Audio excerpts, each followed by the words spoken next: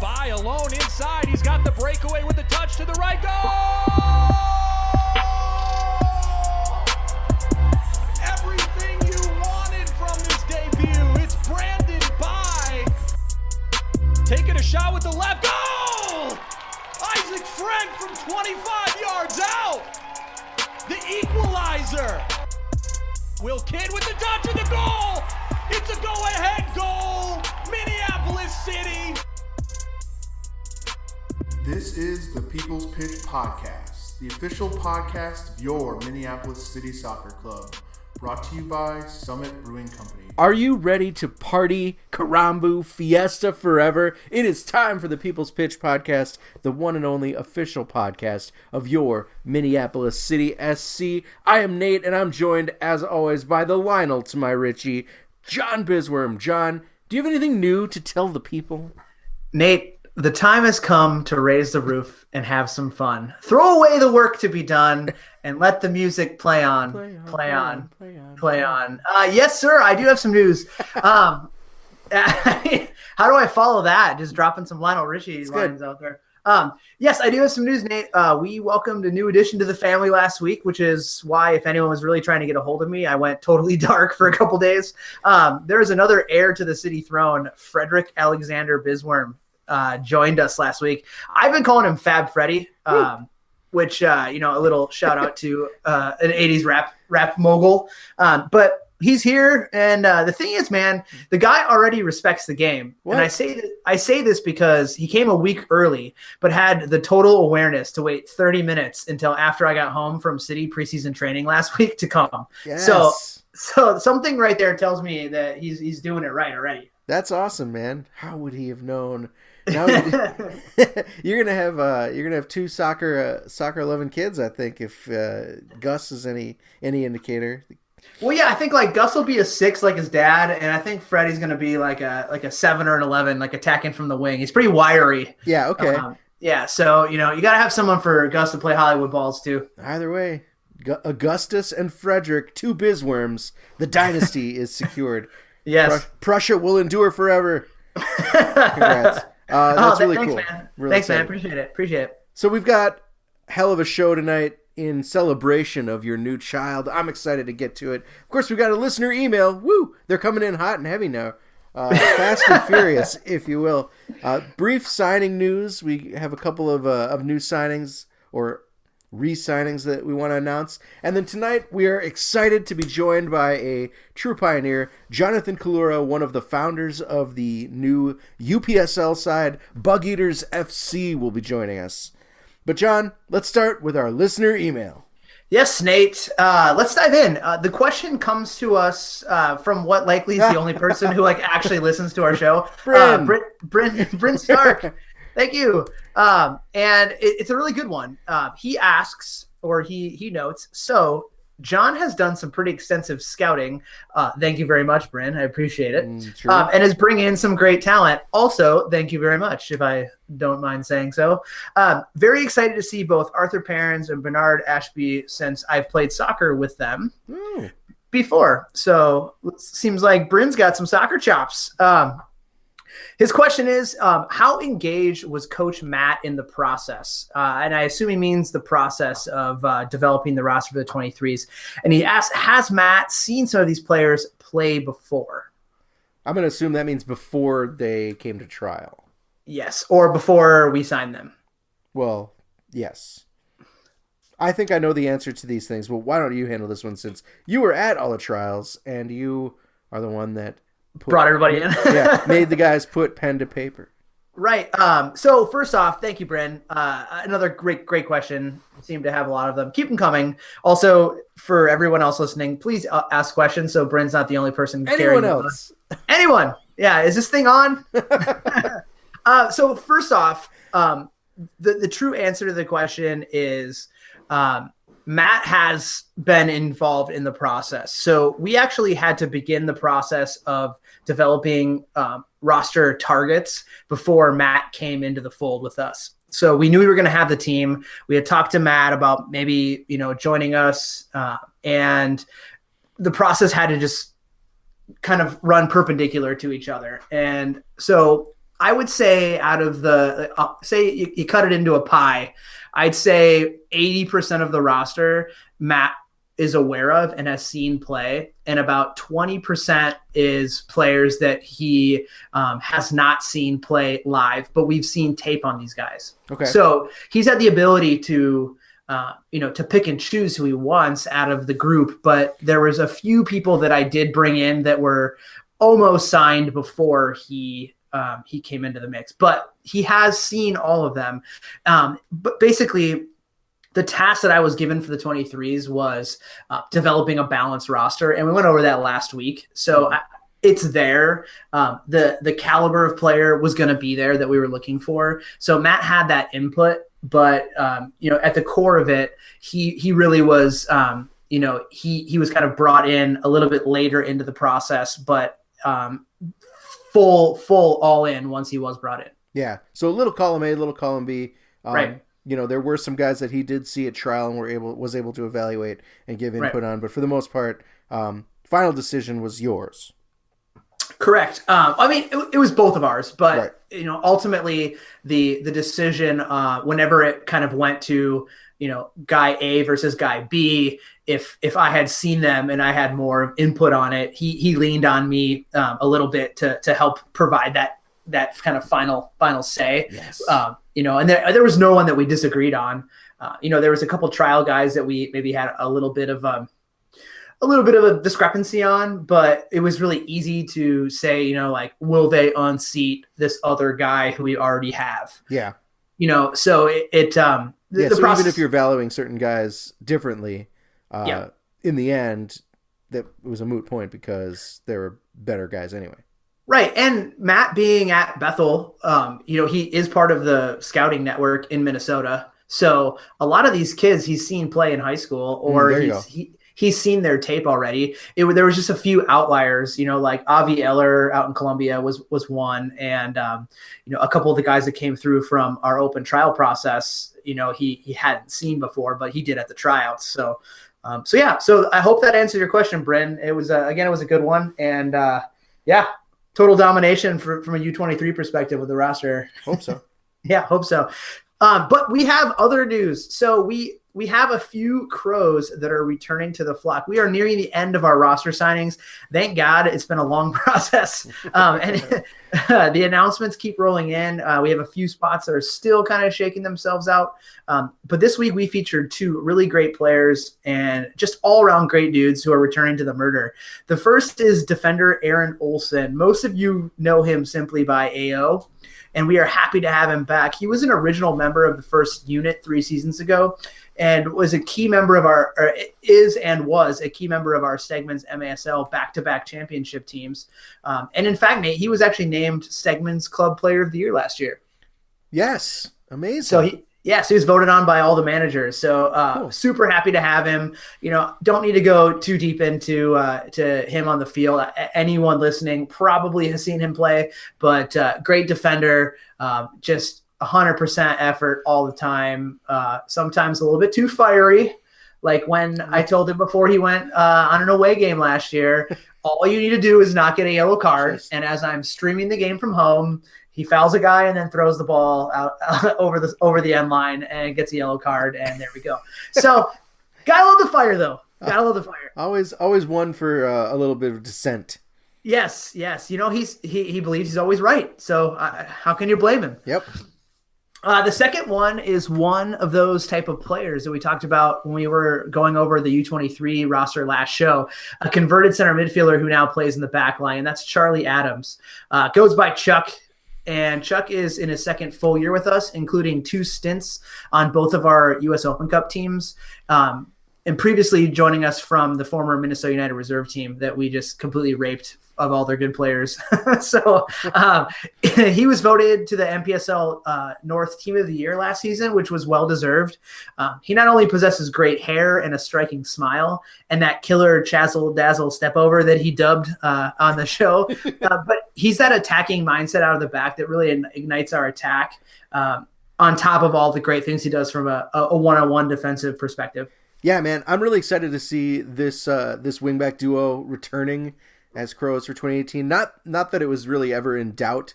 They haven't really left the team. They went with us to the U.S. Open Cup. They've been playing as Minneapolis City in like that 3-on-3 tournament that the U of M did. They're at all the practices, all the trials. They're super dedicated. But it's great to make it official. I think I only see more good things coming from these guys.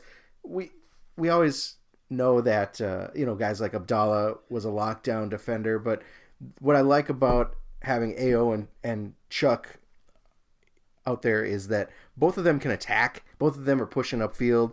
AO scored that goal for us in the US Open Cup. Huh? Really nice goal. That was a really nice goal. Really nice goal.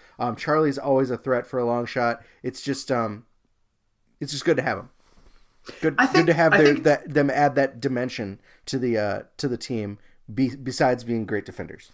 Well, and they're a veteran presence. So as we start kind of turning our roster over as we get into like year 4 and 5, these are the guys that are going to be passing down that knowledge to the future of the club. And they're kind of like a fine wine or Tom Brady. They just seem to get better with age. Yeah, all right. Maybe they have some quack doctor like Tom Brady does, just like feeding them alkaline water and massaging them for 12 hours a day. Well, no matter what, welcome back. Yep, exactly. Welcome back.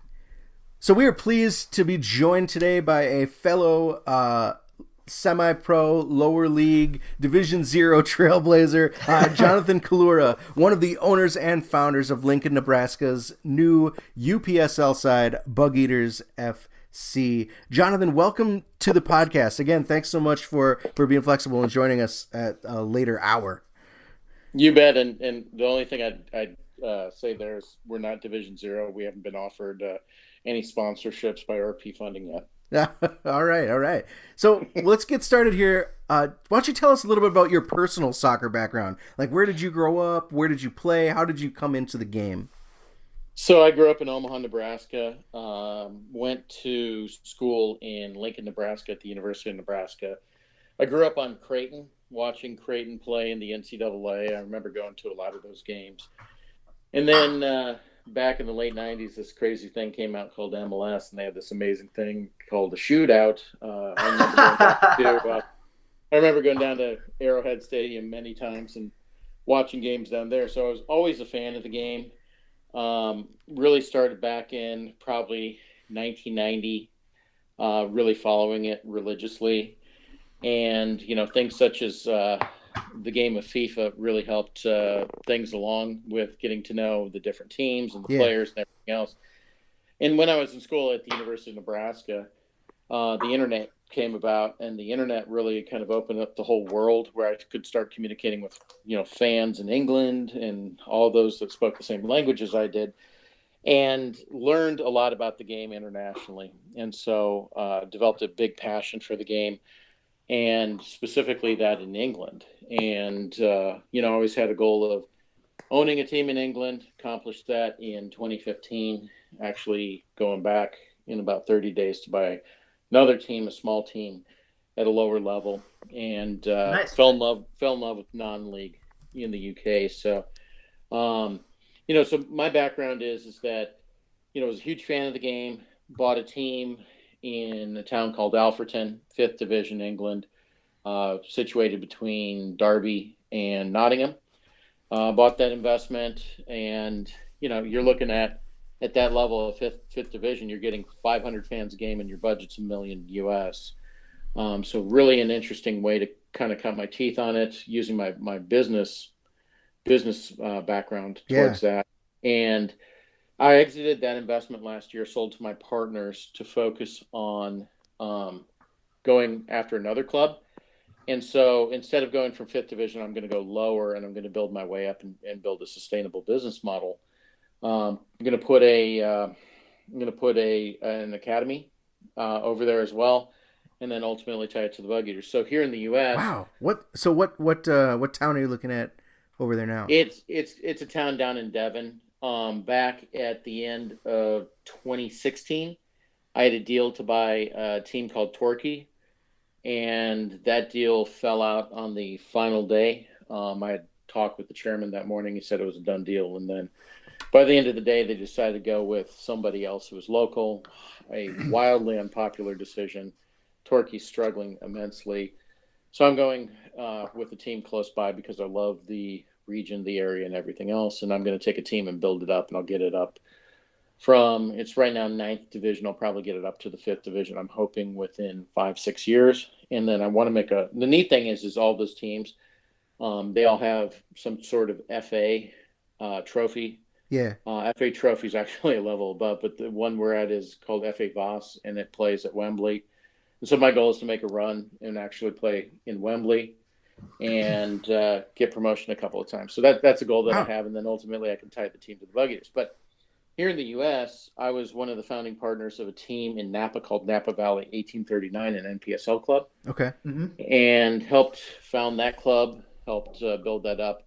2 partners out there, Eric and Josh, phenomenal. Ended up selling my equity to Josh back in January to focus fully on the Bugeaters. So for me, what has been a passion has become a hobby, in that I can use, my business expertise into developing, sustainable business models and growing things. So what you've seen in Lincoln is not an accident. I've been in the game. I know how to do it, and I know how to build it up. Lincoln's been a fantastic success because it's been a huge gap in the middle of the United States. Instead of going Omaha, I went with Lincoln. Primary reason there is that I was asked to be the principal investor in NISA.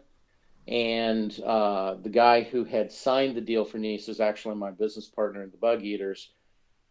He was kind of a sweat equity guy, and met with him, talked with him, and instead of spending money to have a designation, I said, look, we can do this a different way. We can build it on a community model, build it sustainably, and pretty much accomplish the exact same thing we're looking for. Because come August, there's a different king in the state of Nebraska, and it's called the Nebraska Cornhuskers. Yeah. Right, exactly. So we really want to fill those boring months in the state of Nebraska when there's not a whole lot to do. And, it's been fantastic. We've sold a lot of season tickets. We've sold a lot of merchandise. But again, none of this is by accident. It's all intentional. We know how to build a team, or at least I do. Tim's learning very quickly, and he's done a fantastic job helping me. But I'll be in England in 3 to 4 weeks, and I'll be closing a deal over there.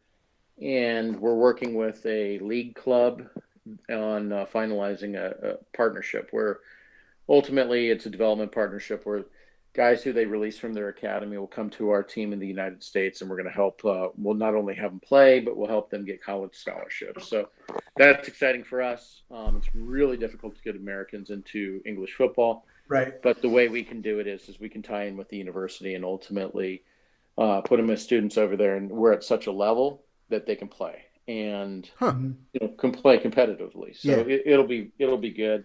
But yeah, I mean, that from a background standpoint, that's where I am. And then, I like the fact that I can get involved in the game a little bit further than just being a team owner and actually, making a little bit of a difference. The experience in England's been second to none in that their non-league over there is really our USASA here in the United States. And you've got teams at the fifth level who get anywhere from 500 to 2,000 to 3,000 fans, and then you have a whole pyramid below that of promotion relegation, which is really, really good.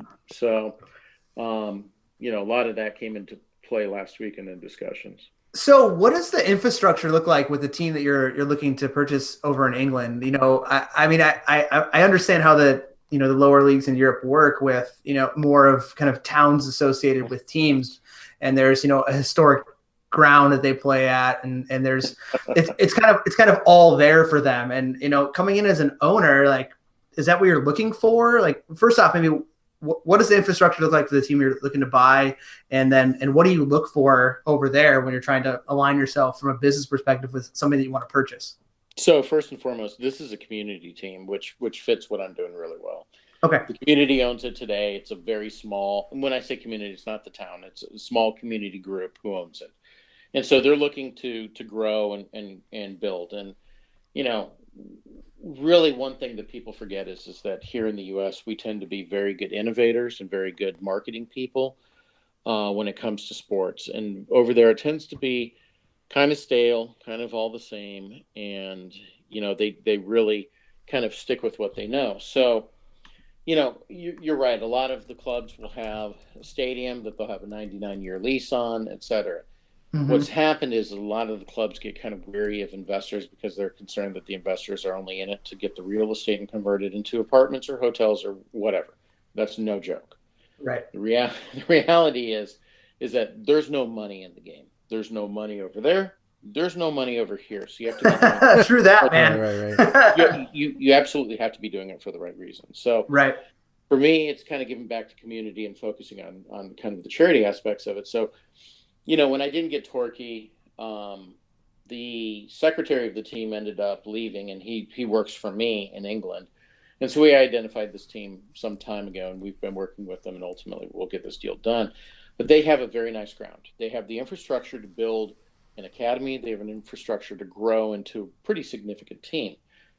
That's all fine and great, but that takes money. And the way you get money is you get somebody who's willing to put money up, or you grow a team and you have the know-how to get commercial sponsorships, et cetera. So I've kind of seen it both ways. Over there, it's very similar to USASA. It's all volunteers working the team. And it's what I look for is I look for models that I can build and sustain. I recently got a call from a team that's having some trouble, and it's a name that most people would know, but they reached out to me and said, "Hey, do you want to buy this club?" And I said, "Okay, how much?" And they said, £1.2 million, and it needs $500,000 to get to the end of the season. And I said, "Nope." Yeah, those are non-starters for me. We had that in the U.S. It's called NASL. So I just, I look for something that I can build and something that I can make a difference. And, that's really where I'm looking at the U.S. model of what we have with USASA. You have so many different leagues within that. And that's where I kind of want to bring things together and say, look, here's what the English model is, and it makes a lot of sense. At the highest level, I truly believe National League, the 5th division, is the most competitive league in England, next to, EPL, Championship, League One, League Two. But that league is super competitive. There's a lot of money going into it, and I ultimately see that very similar to USASA. So over there, you've got pro. What do you think that's like a lot of guys that are in your kind of shoes trying to find a team just below, the money teams where you can kind of build it up and. Yeah, but I wouldn't even say that's it at that level. So, and here's the deal is that everybody wants to take a team to the football league, Yeah. I almost bought a football league team, and it wasn't as expensive as you'd think. And, League Two is competitive, but I truly believe football league's more competitive. Look at teams that have just done the double jump, and Bristol Rovers is a great example of that. And, you look at these teams that have done the double jump, it's because it's so competitive at that level. But a lot of people will do it just, over there, it's an ego play, which is so funny because, somebody said to me one time, I was buying a League Two club, and they said, are you doing this for the right intentions? And I said, well, first and foremost, no one in the U.S. knows where your team is. And they're like, oh, what do you mean? I said, no one knows what it is. So there's no ill intentions here, because if I told somebody I owned your team in the U.S., they'd think I was crazy. So, right. So, over there, it's really kind of a status thing, and there is a little bit of an ego element to it. But I've gone into it from a sustainable business model. The team we ended up buying, it makes money, and it does well. And it's all in player development, player sales. Because ultimately, you can't count on the gate. 500 fans a game is not going to sustain $1 million budget. It doesn't sustain our $30,000 budget. Right, exactly. You got it. So it's all about partnerships, development, et cetera. Yeah. So that's where I've learned a lot about the game, and so going into a much lower level, it's exciting because they're like, "Oh, our budget's this much," and I'm like, "Yeah, okay." And they're like, would you be willing to put this much into the team? I'm like, yeah, I can. And we'll get you promoted. We'll get you up to these different levels. And they're excited about it. I'm excited about it because, it's doing a nice thing for the community. They have the base to build a tremendous club. Where they're lacking is really on the commercial side and kind of the development and everything else. So over there, you've got a lot of non-league teams that are very similar to what we have here, but they're paying their players. And so every single team over there pretty much loses money. And I can tell you, I've seen so many budgets. I know what different teams look like. And it's all across the board. So when we're building USASA here in the U.S. and looking to potentially build out a pyramid that looks like a non-league, we have to be careful about what we do. Right. Simply because, you don't want one team running away with it, et cetera. Over there, the promotion relegation is good. It's exciting, but it can also be devastating in that there are runaway budgets where people just throw money at it. And when they're done with it, they just throw it away and they just hand it off, or it just goes bust. Yeah. A lot of the teams that fall out of the league that go into the National League, a lot of them go bust because they're used to the parachute payments or the payments coming from the Football Association, or rather, the Football League that helps sustain them. And, the team I talked to was at the fifth level with a £1.4 million playing budget. I mean, that it's insane. That's a lot of money. It's a ton of money. And so, I mean, you're looking at, versus USL, these numbers are astounding. And this is the 5th division. I don't know of any USL clubs with that kind of budget. So it's highly competitive over there, but I love it. And I love the aspect of being able to grow it. And really one thing that's hurt them significantly is that you have, football on the telly. And so many of the fans that used to go to these community clubs now stay home because it costs nothing rather than go to their local club and support it. And that's kind of the spectacle of the Premier League. However, I do believe it's starting to swing back the other way where people are more interested. And there's been a huge age gap in England where they're not engaging the younger fans like we are here in the U.S., and where it's more of a younger sport here, it's an older sport there. And so I think there's going to be a little bit of a change in the swing, and you have to make it relevant. Sure. Yeah, I definitely think that, here especially, it's, with the game growing in popularity, there's, I could see that soccer is kind of getting to be a generational issue in England. You see a lot of the old people, huge. Probably a lot of the wealth. It's huge. I mean, literally, we know that the season attendance was going down because people were dying. Yeah. That's Well, not only that, but I mean, it seems to me like that you look in the crowd, and it's definitely there's a lot of age in the crowd, and probably a little bit of wealth in the crowds, at least from what we see on TV. Why not reach out to the community and kind of get the local kids and the families and stuff to the cheaper games.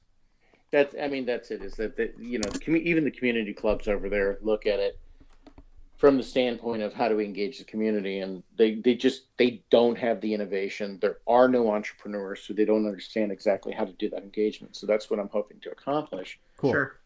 Let's Jonathan, let's bring it back home here to the States for a while. So if you obviously we're a huge proponent of kind of owning who you are as a team, being authentic and having that authentic voice. And I know you're going to come from a unique perspective. If you could sum up the mission of the Bugeaters in just a couple sentences for the listeners, what would it be? All right. Thank you for leaving to 2 sentences because I'll talk all night about it. I was gonna say we could reserve a whole other podcast to talk about this, but it's super interesting. I'll make it simple. So basically, the focus is giving back to the community where I began loving the game. There's a huge gap there, and so I wanted to give a level of soccer that didn't exist, and focus on the community, focus on the fans. Whole thing Bugeaters is about is filling that gap, allowing or facilitating a celebration of the culture of soccer in the state of Nebraska, and allowing the players an opportunity to play at the next level. And that can be college players, it can be local players. And that's really what we're trying to do there. And that's what this team's all about, is really those things. I really like the farm to pitch slogan that you guys have. It really kind of hit home to me, and I know it did to Nate and to Dan, as we're three advertising guys. But I think the $1 million question for a lot of the people, at least in our area, is what's up with the Bugeaters? Like, where did that name originate from?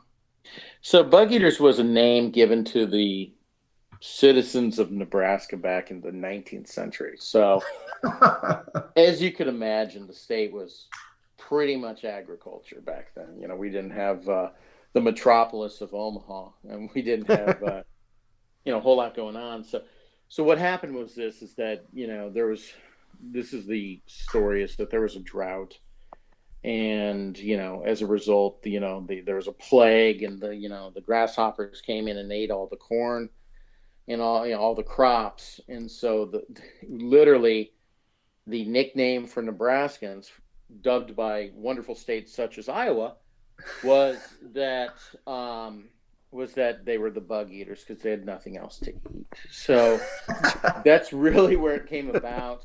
My alma mater adopted it and used it for the late 1890s. They used it for a handful of years as their football team, but they didn't actually call themselves that. It was the press of other teams that called them that. So Bugeaters comes from that, and the best part about it is, if you don't know that story, you think we're absolutely crazy. And that's the best part about it, and it's really resonated with people. Absolutely. So, for sure. So it was really, Tim, my business partner, Nebraska native, went to University of Nebraska. He's an NYU master's, worked at Coney Island.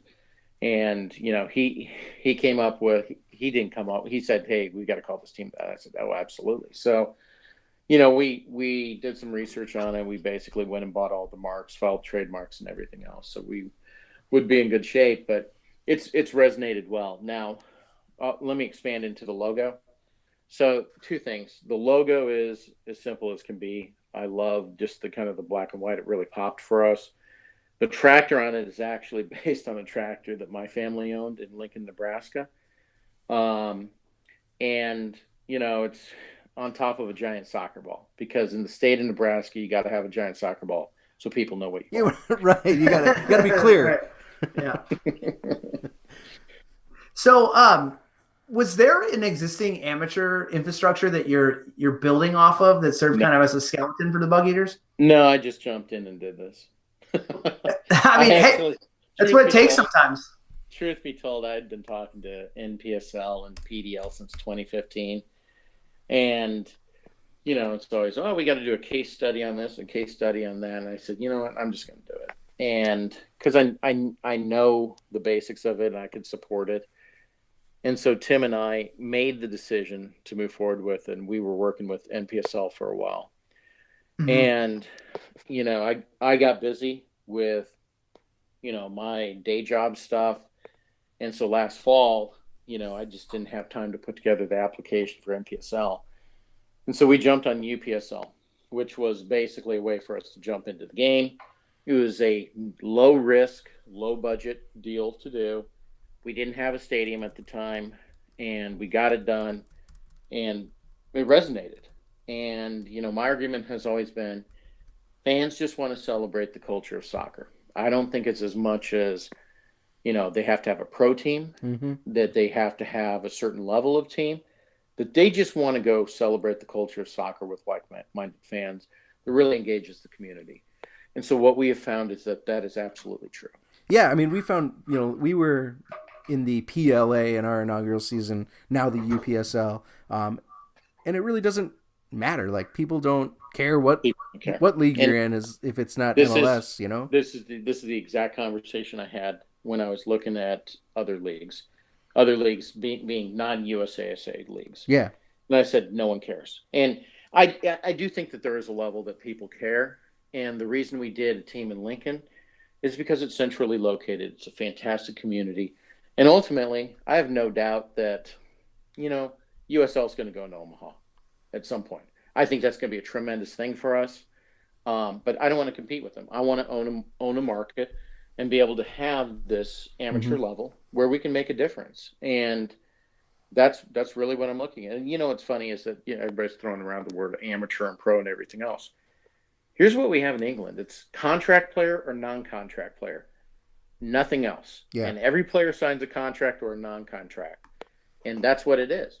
So, and it's all regulated by the same body on that. But that's where, if somebody's playing at this level, I mean, pro or not, it's a definition that we're putting on it. But I can tell you something. Last year in Napa, every kid in the stands wanted to meet one of those players and get an autograph. Yeah. To me, that was a big deal. Well, it's something that was very eye-opening to me, that just that, like, these are PLA players. This is now NPSL players, and these kids don't care, man. Like, they'll go to the events, and they'll want them to sign their kits, and they'll want them to, they'll bring their soccer balls to them for signing, and they're excited to walk out onto the pitch with them, for the announcements and things like that. Like, the kids are just looking up to players that are living the dream. But it's the same thing as minor league baseball, as far as I'm concerned. Yeah. I grew up in Omaha. We had AAA for the Kansas City Royals, and we had College World Series come through. And being a young fan, I remember every single player I met and everything else. It didn't matter if they made it to major leagues or not. I knew all their stats and everything else. And this gives them the opportunity. Who cares about the structure or what it is? If I'm fielding a player, I'm giving that player the opportunity to have the same experience as somebody who is in, quote unquote, a minor league. In fact, one of my good friends out in Atlantic City, you should see the players he's signing. He's signing amazing players, and he's about to sign 2 big names that are former MLS players. And the way he's doing it is he's helping them get local jobs. He's not paying their contracts. He's helping them get local jobs and everything else to build his team. This is the experience, and this is why I really went to Chattanooga to speak on this stuff, is because I truly believe that what we have here is, like the term or not, this is minor league soccer. And some hate it, some think it resonates with people. But the reality is this, is if you take 100 people off the street, 5 are going to know anything about soccer. Of those 5 people, you'll be lucky to get 1 that knows anything about anything with different structures and leagues. So, but they're all going to tell you they know something. That's what it boils down to. And I got news for you. The guy who's playing for the Bugeaters, he's going to be out in the community telling everybody he's a pro. Yeah. Yeah, totally. So last week, you headed down to Chattanooga for the Summit for American Soccer. I can imagine the state of the NASL was one hot topic, but what were the other kind of hot button topics down there? It was so well put together. Tim Kelly did an amazing job. He's the chairman of Chattanooga. And I was disappointed that Dan couldn't make it. Dan told me he was going to go, and he didn't make it. So I admit he was going to go. But, here's the thing, is that it wasn't as much about a league or anything like that. He was really saying, hey, guys, are we all on the same page here, that we're kind of doing the same thing? We've got some really good teams. What do we look at as kind of the next structure? And, it was good. It was not a complaint session. It was more of, what can we do to support each other, and what can we do to come together to build something that's really going to make a difference. And so I've had this theory since last May, when I looked at another league, and then ultimately I said, this is the wrong model. Fans don't care. Fans literally don't care. No, by the way, USASA needs an extended league, and it needs a pyramid. And ultimately within that pyramid, you can have an FA Cup type structure, because guess what we're building? We're building non-league in England, is really what it comes down to. The issue is going to be getting everybody on the same page. You mentioned Division 0, and everybody kind of wants to have a piece of what they say. But we need to stay focused on what we have in structure today. Obviously, with PDL pulling out of the whole deal, I think that makes it a lot easier for this to be something. Because, there's no doubt in my mind that PDL is going to become the official Division 4. Who cares, right? I know the PDL guys. I have a lot of respect for the Division 3 guys. Stephen Short, he's an amazing guy. He does an amazing job to be able to build a league from nothing. But that's not to say that we can't build the non-league in England to here in the U.S. And remember what I said earlier. National League, which is the top level of the non-league pyramid, in my opinion, is the most competitive. And I know for a fact it's more competitive than some of the leagues. So what we're looking at is ultimately setting up that type of structure here and setting up that type of pyramid. And there are going to be people who get pissed off along the way. But ultimately, as long as we have a gravity towards the middle and everybody is rowing in the right direction, we're going to get something done. And I took my notes from the meeting and I basically issued that statement that I put out there. And the statement was really something I believed in, since I started this. And that is, we need an extended league, we need a mid league, and we need a lower league. And we need to figure out a way to do promotion relegation between the three. Now, promotion relegation really needs to be based on two things: winning and financials. So you're going to have teams fall out because they cannot afford to be at certain levels. But that's where the leagues can pick them up, help them support, and everything else. What's really important to me is on that second and third tier where you have a league that is supporting and giving guidance, business model guidance, sponsors. What if we went and signed, a national van company to help travel costs for teams, especially at that third level? It makes a huge, huge difference. Yeah, that's one of our biggest issues. And so it really takes, we had a room full of entrepreneurs and business minds to be able to do that. Now, I would love to see some of the NASL guys fall into kind of that extended league at the top. And I'm absolutely positive that something is going to happen on this. And it's not going to make everybody happy. It's not going to make, Twitter happy, because Twitter has its favorites in some of the people who've been outspoken on it. I can tell you that, people are. I saw a comment that said something about, people are talking about this, but nothing's happening. But this guy's making it happen. Here's the difference: the stuff that's happening, people don't know about, and there's a reason for that. It's because they want to make sure it gets done, and it gets done the right way. And so, you mentioned Division Zero. I had a chance to see Robert Palmer speak. He had some amazing things to say. Tried to meet him a couple times. I didn't get a chance to. Reached out to him a couple times. He hasn't followed up. I can tell you this as an entrepreneur. We all need to be discussing, all working together, rather than focusing on, comments about, I can sponsor this, I can sponsor that, I can sponsor this. I got news for you. I could sponsor any of this. And I could.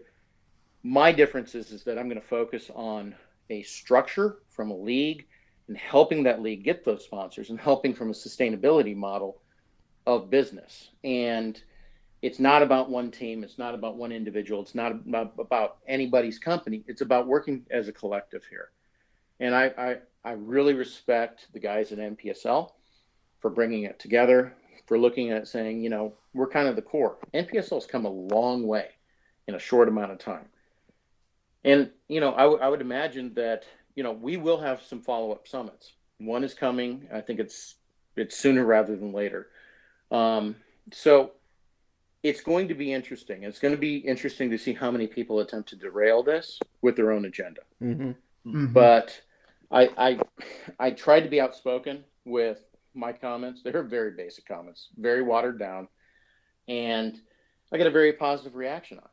Because the reality is this, is that at this level, it's not about money. It's not about money. It's not about egos. It's not about anything. It's just really about the change.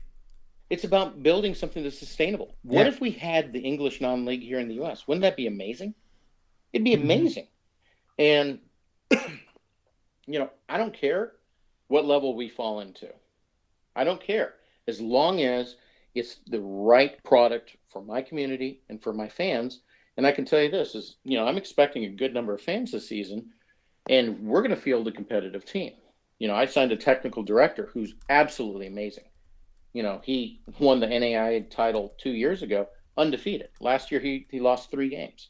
So we're going to have an amazing product. But there are a lot of communities out there who need help, and they need guidance, and that's what this is all about. And I was in Boston 2 weeks ago. I flew up there to go help a team and help them negotiate a stadium deal. And I did that on my own dime. I didn't post on Twitter, hey, I'm spending this much to go help this team. I've also put a sponsorship of this much on this team. These guys reached out to me and they asked me for my help. So I went and flew up there and I helped them. And we have a stadium deal coming for them. It's a pretty significant deal. But it's things like that where I like to make a difference and like to help, and I like to use my business skill set to, help the guys who don't know otherwise. We have a lot of fans of the game who jumped into owning teams, but we also need to make sure that we have the right partners and the right people involved in these things. And I do think leagues come into play. I'm a firm believer of not paying for status, but for paying for structure. And there's a huge difference between those two. Paying for status and lining somebody's pockets is not of interest to me.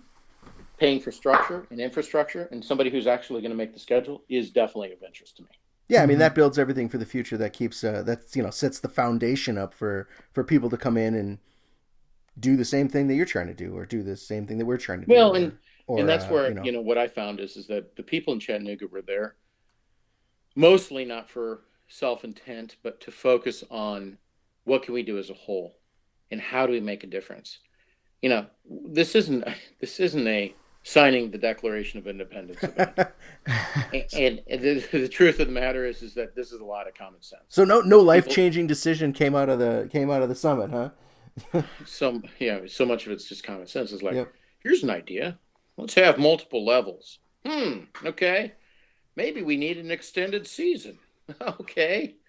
It's all good stuff, and it's all common sense. And I think when we look to other leagues, we look to how other leagues have done promotion, relegation, et cetera. I think it makes a lot of sense. And, I'm a huge proponent of starting with 3 tiers: extended league, the current league, and then the league below it for the teams who are looking at the $25,000 to $50,000 budget. Mm-hmm. But they need support at that level. You can't just pay a league fee and be on an island. And that's where I'm hoping that, we're going to get something with some structure where the league's going to help with sponsorships, or guess what, here's a kit partner who's going to offer you a really good discount. By the way, here's a sample business model. Here's a sample business plan. And you need help with sponsorships? Well, there's no magic fix for sponsorships. That's the one thing I tell everybody. There's no magic fix, You can't just go, I want to have sponsorships, and then all of a sudden, bam, I've got 50,000 sponsorships. Yeah, you got to hit the streets. Right. I say, here's a link to a sticker company.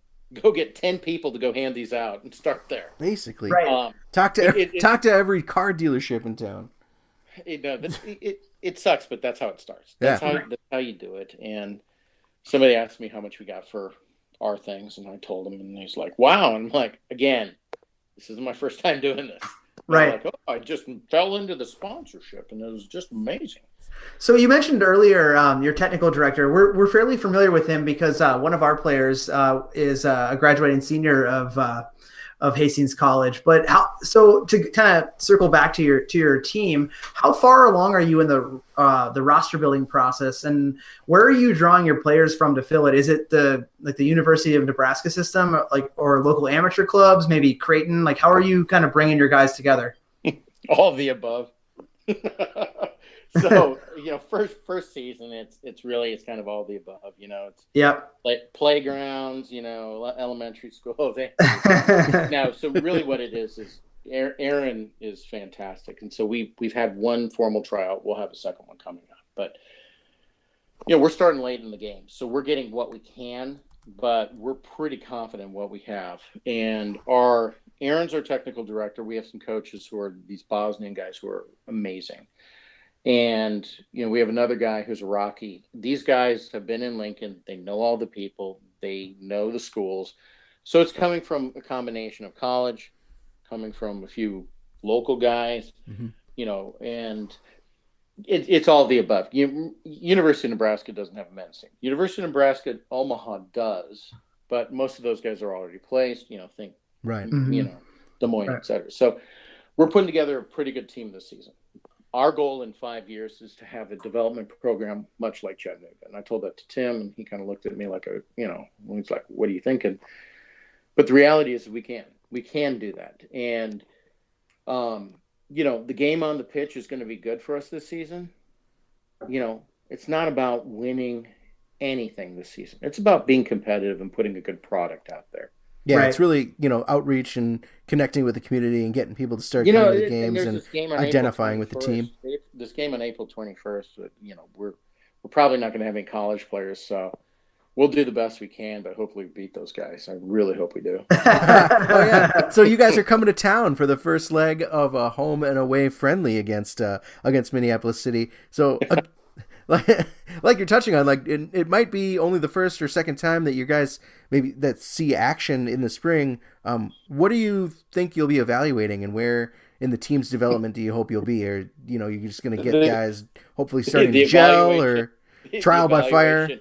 The evaluation will be: should we have done this or not? We've all been there before, right? So I think we've got a game the week before, which is kind of an unofficial game. We're playing Tulsa Athletic. My good friend Sonny. Yep, Sonny. He's fantastic. So we're going to be playing him, and drinking some beer, eating tacos. So we'll be well prepared to come up there. To eat tacos, to also drink beer and eat tacos. Yeah. Again, I know. So we'll have my favorite up north is, what do you got there? The Taco John's with the Mexi fries. Yes. Or potato olays or something like that. Potato olays. That's it. So we're gonna. The thing is that these are all kind of warm up games for us, right? Just to kind of see what we have and kind of fill in the gaps and get the pieces going. I'm running 2 schedules this season. A very heavy NPSL PDL schedule. I'm very, very happy with the PDL teams that have agreed to play us. My friend down he's in Lawrence, but Caw Valley's playing us home and away, which is fantastic. Oh, wow. Yeah, that's a good one. He's, it's his first season, but he's fantastic. He's obviously got the guys from Sporting Kansas City filming videos telling them, good luck this season. And we've got Tim. We've got Tim in Lincoln speaking the gospel of the Bugeaters. But I can tell you that what we're really trying to get out of it is this: we're trying to establish ourselves and just start playing some matches and not get our asses kicked. It's really what it is. I think we're going to be good. I don't know how good we'll be. I do think we'll be fantastic in the UPSL. I think, and so I haven't seen the final schedule on that. I think that kicks off in 6 weeks, something like that. But, our competition, we've got 3 teams in Kansas City and then 1 over in St. Louis. Kind of local teams. And so we're excited about that. Ultimately, my goal has always been to carry 2 teams. One was supposed to be an NPSL team, which, it's going to be an exhibition team this year. And the second was going to be a UPSL team. I'm a firm believer in having a second team, just because, at the end of the season, some of the college guys can get called back at any time. Yep. So, that's where you try to fill in the gaps for your product to have, your second team to be, very good substitutes for your first team. Sure. Yeah.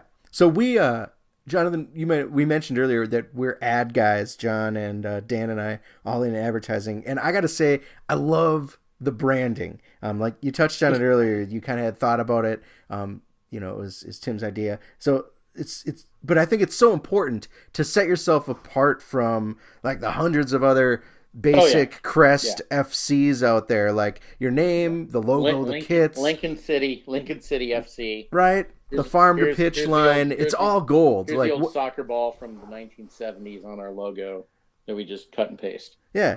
Like what went into developing your identity, and what other clubs are doing that branding stuff right these days? So what went into it is that, I've been a huge soccer jersey collector, and I've followed soccer for a long time. I mean, I started a Crystal Palace website, I think in 96, and it was one of the first Crystal Palace websites. So I was very picky about design and elements and stuff like that. So GeoCities, they didn't have an official website back then. So I was like one of 2 websites. And in fact, I was named SoccerNet Site of the Week before SoccerNet became ESPN. So the design elements for me were always, crucial, and being able to do something that we can market. And so, I've said perception is reality a lot of times, and it's true. So if somebody can get a Bugeater shirt and it looks like an MLS shirt, or a hat that looks like a MLS hat or something completely different. The quality of the product is really the perception and the image. So, Yeah. The Twitter account has its own personality. We don't do anything obnoxious, but we try to do things different and try to be funny. And that's really where the branding comes in. And we just did things the way we like them. Really, we're fans. So we did things the way we think fans would like, and it's resonated exceptionally well. Sweet. So I mean, that's for sure. Like, you got to be doing something right? Like, I saw that you guys were the favorite Nebraskan team of Roger Bennett from Men in Blazers. He gave you a shout out on Twitter. How cool is that to get a personal thank you and a shout out over video like that?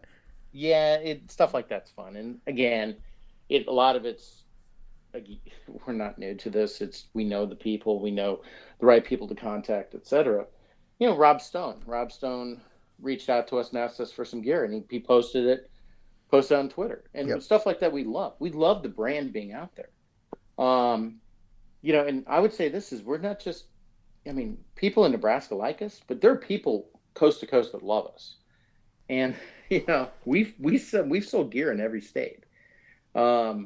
We tend to be very heavy on the East Coast, and, because they're looking for different things, but we wanted a brand that resonated with people. We went with the black and white because it's very simple, and people, it really just popped with that. So you asked about teams that are doing things right. I look up to Minneapolis. I like what you guys do. Obviously, you guys are ad guys. But, Dennis at Stockade. Yep. Fantastic brand, fantastic logo, black Sick and white. merch. He's done a good job with merch. I met with Dennis last weekend. Fantastic guy, very good mindset.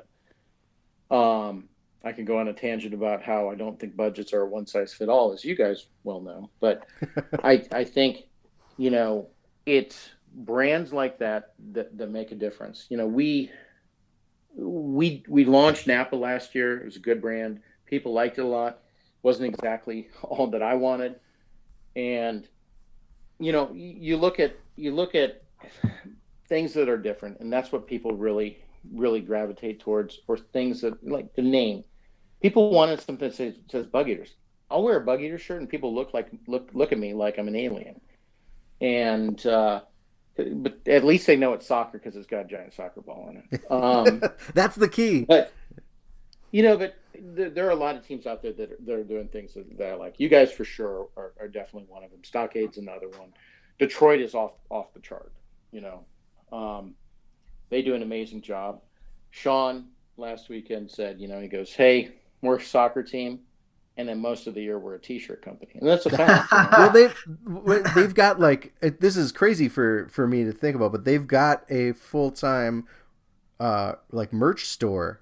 The numbers that they disclosed are absolutely insane. Yeah, I've seen them there. It is pretty insane. But for me, the merch, I'm very picky about stuff, and I want to make sure stuff is absolutely perfect. So, I've gone through 4 different types of scarves just to make sure the one I'm going to be selling the fans is the one I want.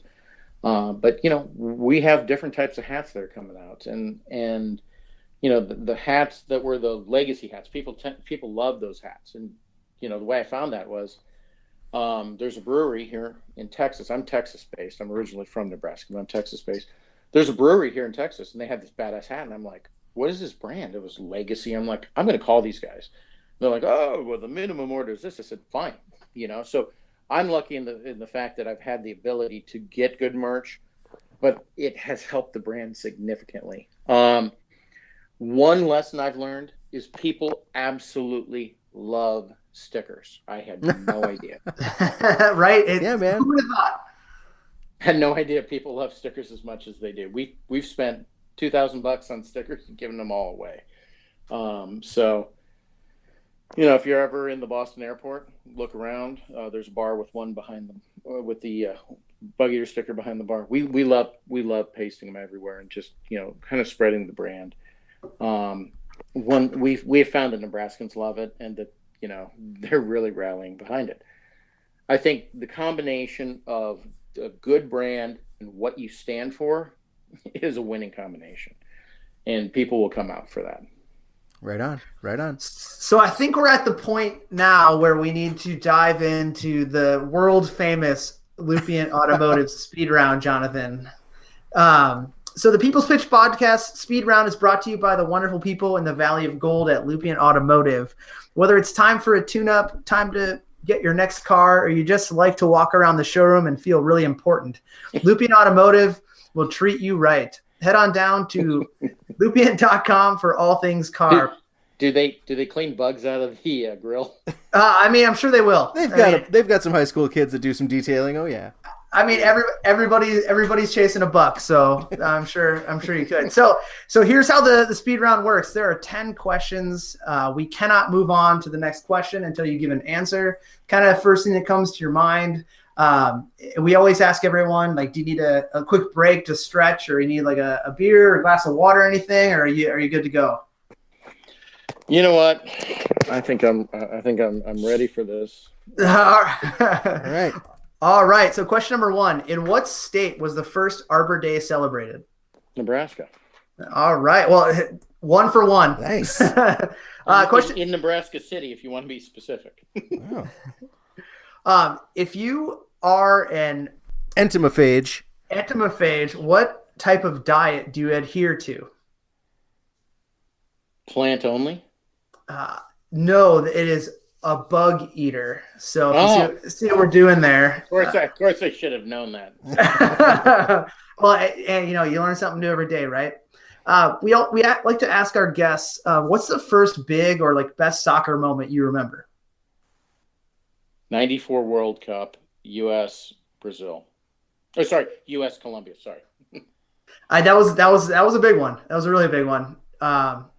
Number 4. What is something about Nebraska that might surprise people? There are other teams besides the Cornhuskers. Yeah, it's a big surprise, right? So number 5. Everyone gets one of these as well. It's a would you rather question. Would you rather have to spend your whole day husking corn, or be able to spend your time doing whatever you want with an unlimited budget, but you could only eat bugs? Oh, the latter, for sure. For sure. I bet you could make bugs pretty delicious. Bugs are protein, so you're good. There you go. Okay, so you're making chili. Your go-to chili recipe. What's the one ingredient that you must have in that chili? Crickets. No, I'm in Texas, so it would be the antithesis of that. No beans. I was gonna say it had to be some hot sauce, probably. No beans. Oh yeah. Okay, number 7. What's your go-to soccer outlet for news? Like, where do you go to find your stuff? You seem to be very global, so it might be something that folks listening to the site don't frequent. I always like the Guardian. Guardian always has a very politically unique spin on it. I always liked SoccerNet, and then ESPN got it, but Twitterverse has some really interesting stuff on it. Half of it's fact, half of it's not. But anything out of the UK is always good. Guardian's fantastic, and I love BBC. I love the BBC because you can get information on the non-league on the BBC. Number 8. If you were an animated character, who would you be and why?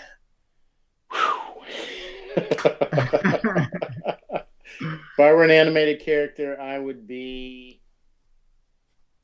Oh my gosh, I gotta be Rick from Rick and Morty. I was just talking about that earlier. John's never seen an episode. In my mind, I think I'm a genius, I guess. Number 9. Who was the most influential person in your soccer life? I would say most influential. Can it be a thing? It could be a person, place, or thing, I guess. Okay, let me make it a person. It's the guy who was the programmer for FIFA 97. All right, dude, that's legit. It got you a deeper taste of the game, so that'll work. I can still name all the players. That's how I got into the game more than anything too. FIFA. All right, FIFA last and question. You, John. Yeah, right. Well, hey, I'm happy to spread the love of the game. It's a gift. So last question, number 10. You may or may not already have this in mind, but what is the mascot of the Bug Eaters, and does it have a name? It's a grasshopper. It's going to be one of two names. It's either going to be Bugsy or it's going to be Johnny Putt Putt. Johnny Putt Putt. So Which is a nickname for a John Deere tractor. Yeah, the tractor. I would say go with that one. Yeah, that's great. If I had to put I know. The first one is kind of lame. It's something we threw out there. I mean, if I had to put a dollar value to my advertising expertise and my opinion, I would throw it all at the Johnny Putt Putt. That's pretty good. Oh no, we think that's fantastic. And then we'll get sued by Putt Putt. That's awesome. Well,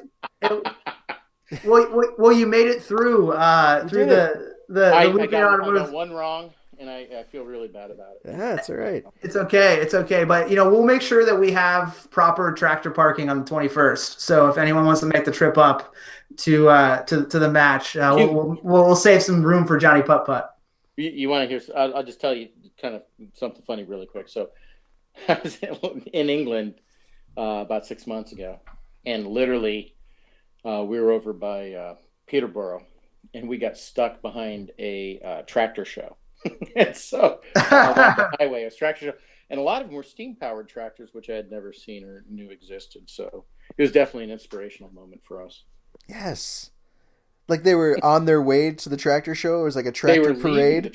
They were leaving the tractor show. Oh, perfect. Leaving the tractor show, and it was causing a traffic jam. So, it's inspiration. I think we're going to have something very similar. Yeah. A rally at our so plenty of parking. Hey, as long as they buy a ticket, right? That's right. All right. Well, thank you so much to Jonathan Collura, owner and founder of Lincoln's own Bugeaters FC.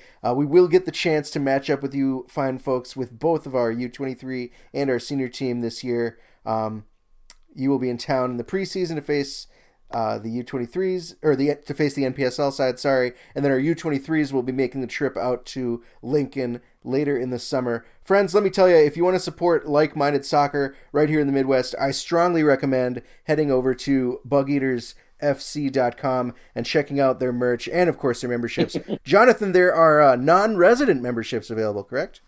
That's correct. We have the non-resident membership available. Basically, we donate 4 youth season tickets to local programs that have asked for them. That is awesome. Well, thanks again for joining us. We really appreciate it. Thanks for taking the time out of your busy schedule and working with us to get on the show. We will see you in about a month. Sounds great. Thank you, guys. All right. Thanks a lot, Jonathan. Have a good night, man. All right. That's all for tonight's show. Thanks again to Jonathan for joining us this week. And thanks again, as always, to our sponsor, Summit Brewing Company. St. Patrick's Day is right around the corner, friends. And instead of loading up for a day on the toilet drinking green Bud Light, you should consider picking up any number of the Summit starting lineup and do yourself a big favor. Go to the tap room, the bar, or your local bodega and stock up for the Leprechaun's birthday. Membership for 2018. It's so much damn bang for the buck. Do you have yours yet? ? If not, get signed up. $60 gets you a cool season pass to all upcoming city matches this summer for both the NPSL and U23 team, including the April 21st matchup with the Nebraska Bug Eaters. A fancy new membership scarf, and of course, a vote to help make what we created your own. Hey, do you like helping people? Well, we sure do, but helping people sometimes comes with a cost, and we need your support. If you're looking to align yourself with a fine group that loves to give back, you are in luck. Some might say the luck of the Irish. Minneapolis City is a 501c3 that does good on and off the pitch by providing those less fortunate to have a safe, reliable place to play the beautiful game. It's still tax season, so start thinking about those deductible donations and consider giving to the club that loves to give back. Hey, if you want to get a hold of us, we've made it super easy. Send us a note on Twitter @ThePeoplesPitch or through an email like Bryn does. Please help him out. mcscpodcast@gmail.com. All questions, comments, and concerns are welcome. And finally, as always, complain to the club at MPLS City SC on Twitter. That is all for this week, folks. We once again leave you with our house MC, Miles Stockman Willis, a.k.a. Milays, with a track called No Heart. I am John, that is Nate, and you are the people. Until next time, soccer is a gift. Hold it close to your hearts. You got hoofed. Mason just fucked your bitch. 215s, one big enclosure. How I get my closure. Become a composer. I don't need exposure, but I need a mower. Always off the ogre. Shrek with extra odor. About the bullshit. I'm a bulldozer. Say it straight face. No, I ain't playing poker. Me, myself, and I was born a loner. Never had a heart. I'm no ordinary organ donor. Money magnet, man, I'm about to bag these maggots, mainly from the brainy magic, causing racket with no ratchet. I don't talk much, all about the action. Fuck my parents' house, trapping, trying to make the Hamptons happen. Get an A on the report like Voldemort, deporting bodies. You were hot, now you're not. Cool, guess you were wasabi, blasting off like a rocket hourly, like it's a hobby. Win the league like Taco, all you hear is Bravo. Call me Johnny, I'm a bachelor. Never been to Tommy Johnny, flow far from your average Joe, so my bitch is bad as Bonnie. Took a tab and dent my mind, retinals colorized, seeing crystal clear, crystallized fears near my spine's rear, staying clear of what's not myself, mesmerizing mirrors, humbling, niggas mumbling, they need to hit a deer, their position's clear, mine resides in all Poseidon's peers, my career's guided, driven by some gilded gears, cheers. 215s, one big enclosure. How I get my closure. Become a composer. I don't need exposure, but I need a mower. Always off the ogre. Shrek with extra odor. About the bullshit. I'm a bulldozer. Say it straight face. No, I ain't playing poker. Me, myself, and I was born a loner. Never had a heart. I'm no ordinary organ donor. Rocking the golden fleece, so don't try me. Asking God, why me? 3 times wearing Y3s. 3 minutes, 3 dots, he's replying. He said these rappers need to start dying. Boy, I gave you the gift to bust off. Dapper young boss, tough soft toss. So knock that rust off. Remember hard bars by far on the bus stop. Now hider or lost stealer, you can't make this bus stop. Depressed in my hut, I admit in a rut. Still living good on the edge like brownie crust. Trying to make a claim to fame. When you make that claim, it's sus. I'm a game changer, on a game breaker, give it up. Are you impressed or so? At peace, never stressed at home. Motto is progress or go. Heart cold as a Eskimo. Damn, these niggas desperate. I'm a hero like Despero. Bully-proof and fully grown. Gooned up eating escargot. Writing like I'm Edgar Poe. Got the process of a pro. Show you how to flex a flow. Records ready, set in stone. Think confetti should be thrown. Riding through black rims. Big blunt like a blimp. Ballin' hard, get a glimpse. Well-mannered, natured pimp. So I touch her fish koi. Tell that bitch quick. Throw her D's on this rich boy. Make her turn around cause she know that I got the voice. Don't wanna hear you speak less 10 G's on the invoice. 215s, one big enclosure. How I get my closure. Become a composer. I don't need exposure, but I need a mower. Always off the ogre. Shrek with extra odor. About the bullshit. I'm a bulldozer. Say it straight face. No, I ain't playing poker. Me, myself, and I was born a loner. Never had a heart. I'm no ordinary organ donor.